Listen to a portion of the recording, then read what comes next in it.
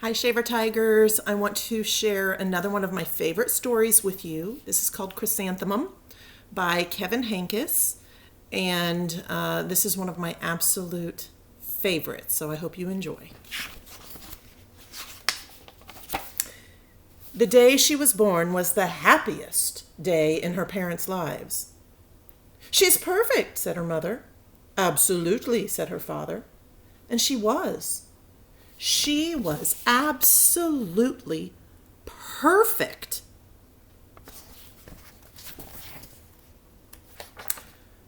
"Her name must be everything she is," said her mother.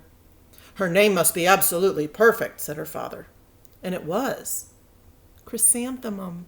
Her parents named her Chrysanthemum.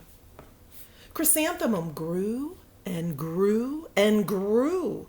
And when she was old enough to appreciate it, Chrysanthemum loved her name.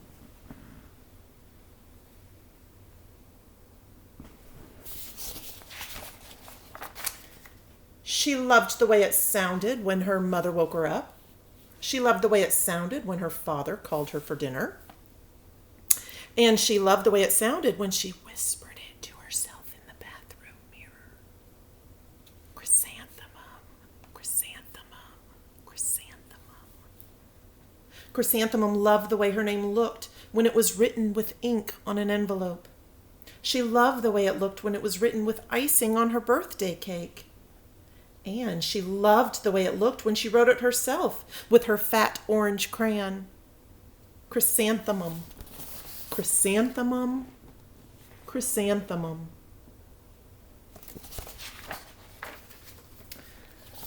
Chrysanthemum thought her name was absolutely perfect, and then she started school. On the first day, Chrysanthemum wore her sunniest dress and her brightest smile. She ran all the way. "Hooray!" said Chrysanthemum. "School!" But when Mrs. Chad took roll call, everyone giggled upon hearing Chrysanthemum's name.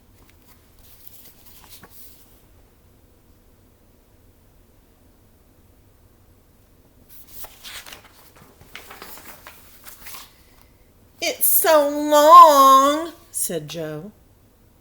"It scarcely fits on your name tag," said Rita, pointing. "I'm named after my grandmother," said Victoria. "You're named after a flower." Chrysanthemum wilted. She did not think her name was absolutely perfect. She thought it was absolutely dreadful. The rest of the day was not much better. During nap time, Victoria raised her hand and informed Mrs. Chad that Chrysanthemum's name was spelled with exactly 13 letters. "That's exactly half as many letters as there are in the entire alphabet," Victoria explained. "Thank you for sharing that with us, Victoria," said Mrs. Chad. "Now, put your head down."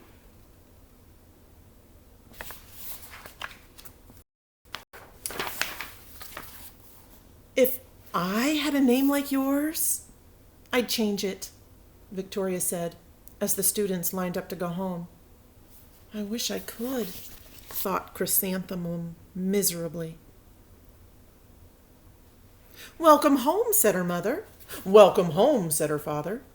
"School is no place for me," said Chrysanthemum. "My name is too long. It scarcely fits on my name tag, and I'm named after a flower." "Oh, pish," said her mother. "Your name is beautiful." "And precious and priceless and fascinating and winsome," said her father. "It's everything you are," said her mother. "Absolutely perfect," said her father.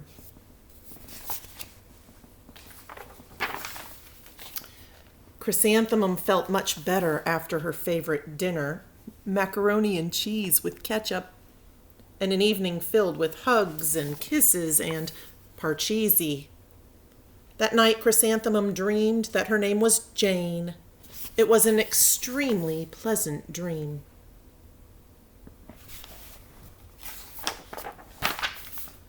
The next morning, Chrysanthemum wore her most comfortable jumper. She walked to school as slowly as she could. She dragged her feet in the dirt. Chrysanthemum, chrysanthemum, chrysanthemum, she wrote. She even looks like a flower, said Victoria as Chrysanthemum entered the playground. Let's pick her, said Rita, pointing.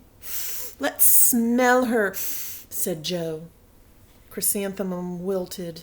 She did not think her name was absolutely perfect. She thought it was absolutely dreadful. The rest of the day was not much better. During nap time, Victoria raised her hand and said, "A chrysanthemum is a flower. It lives in a garden with worms and other dirty things." "Thank you for sharing that with us, Victoria," said Mrs. Chad. "Now, put your head down." "I just cannot believe your name," Victoria said as the students lined up to go home. "Neither can I," thought Chrysanthemum miserably.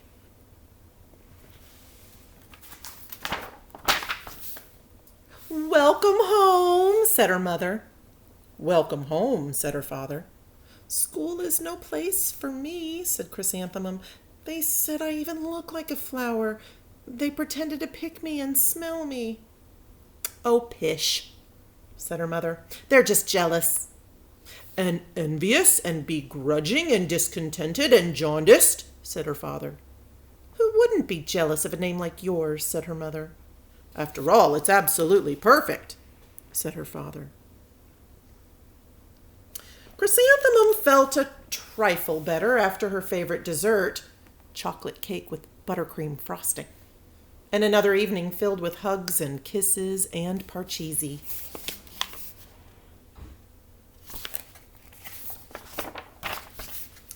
That night, Chrysanthemum dreamed that she really was a chrysanthemum. She sprouted leaves and petals. Victoria picked her and plucked the leaves and petals one by one until there was nothing left but a scrawny stem. It was the worst nightmare of Chrysanthemum's life. Chrysanthemum wore her outfit with 7 pockets the next morning. She loaded the pockets with her most prized possessions and her good luck charms. Chrysanthemum took the longest route possible to school. She stopped and stared at each and every flower.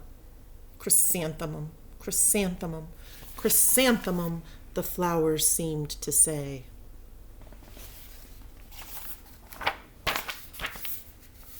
That morning, the students were introduced to Mrs. Twinkle, the music teacher.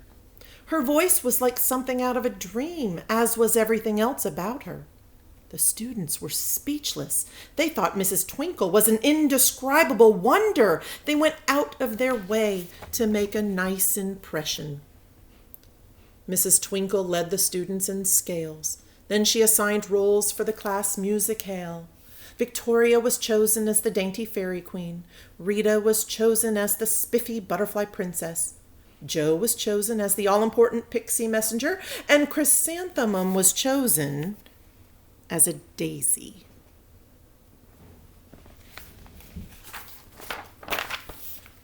"Chrysanthemum's a daisy! Chrysanthemum's a daisy!" Joe, Rita, and Victoria chanted, thinking it was wildly funny. Chrysanthemum wilted. She did not think her name was absolutely perfect. She thought it was absolutely dreadful. "What's so humorous?" asked Mrs. Twinkle. "Chrysanthemum," was the answer. "Her name is so long," said Joe.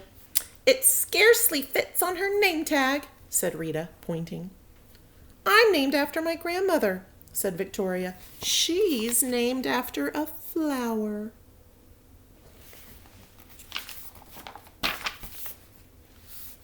"My name is long," said Mrs. Twinkle. "It is?" said Joe. "My name would scarcely fit on a name tag," said Mrs. Twinkle. "It would?" said Rita, pointing. "And," said Mrs. Twinkle, "I'm named after a flower, too." "You are?" said Victoria. "Yes," said Mrs. Twinkle. "My name is Delphinium. Delphinium Twinkle. And if my baby is a girl, I'm considering Chrysanthemum as a name. I think it's absolutely perfect.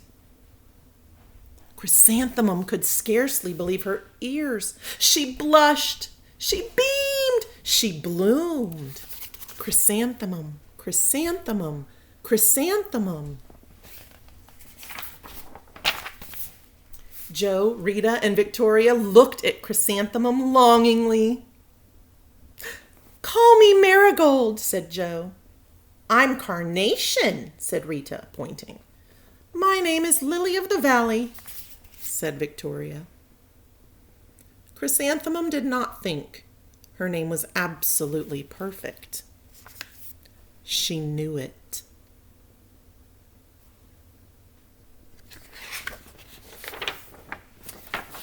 Now, the story ends with an epilogue, which is kind of what happens after you close the book. So here's the epilogue. This is what happened. Overall, the class musicale was a huge success. Chrysanthemum was absolutely perfect as a daisy. Victoria made the only mistake. She completely forgot her lines as the dainty fairy queen. Chrysanthemum thought it was wildly funny, and she giggled throughout the entire dance of the flowers. Eventually, Mrs. Twinkle gave birth to a healthy baby girl. And of course, she named her Chrysanthemum. I hope you enjoyed it. I'll be back with some additional stories over the coming days. See you soon. Bye-bye.